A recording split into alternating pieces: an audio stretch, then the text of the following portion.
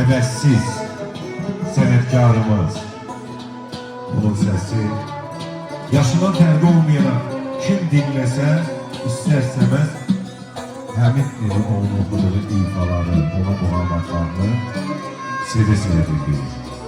Və Respublikanın xalq artisti Könül Xasiyeva.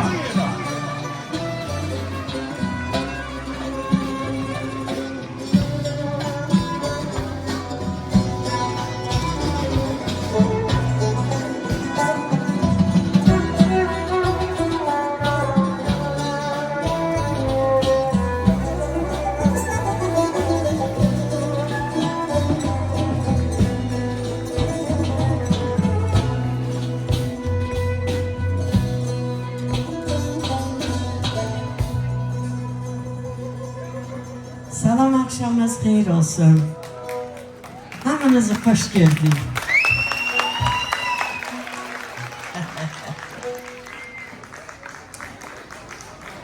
Önce hamınızın bugün müqəddəs Qurban Bayramı günü münasibətilə hər birinizi ürəkdən təbrik edirəm.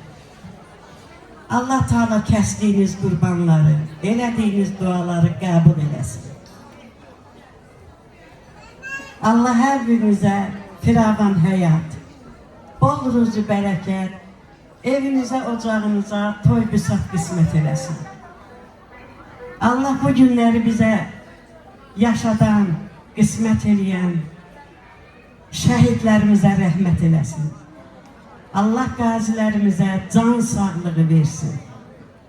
Allah ölkə başçımızın rəhbərliyi altında Azərbaycanımızın yenilməz ordusunu qorusun, əskər zabitlərimizi qorusun, balalarımız sağ-salamat gəlsinlər inşallah, hamısı əskər balalarımız. Sizlərə sonsuz təşəkkür edirəm, çox sağ olun, var olun, zəhmət çəkib gəlmişsiniz.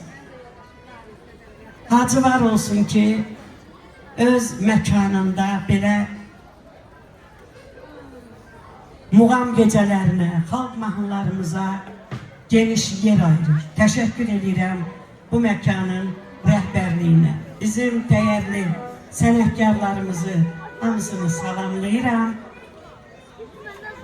Və təqdim elədi məni, deyir ki, Respublikanın xalq artisti Könül Xasiyeva. Deyirəm ki, sən Panda Xaçapuri də deyə bilərsən, Yekə xala da deyə bilərsən. Oxuyur Yekə xala. İndi oturaq Yekə xala oxusun sizdə.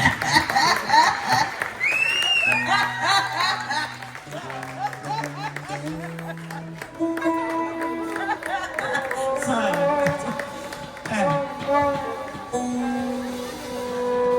Başlayaq.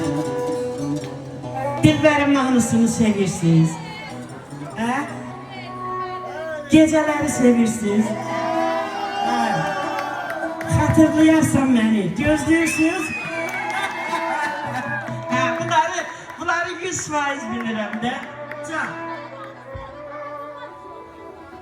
Dilbərin mahnısı, məzunlarımızın başına dönərəm. Can. Yaxşı, başlayaq.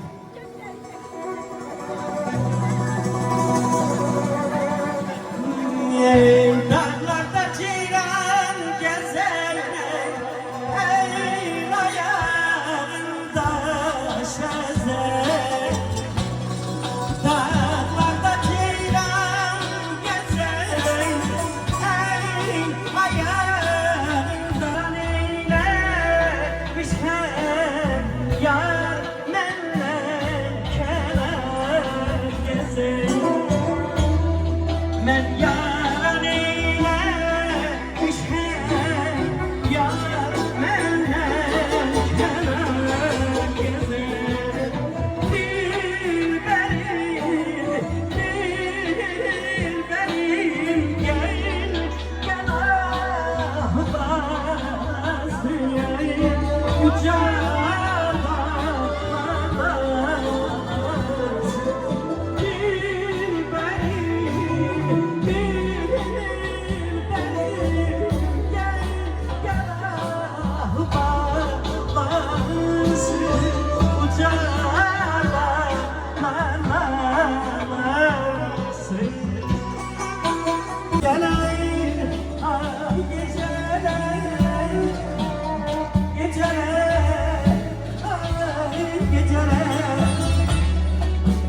yüreğimde seherim neçe hesret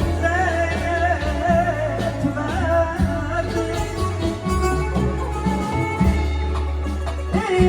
İntizar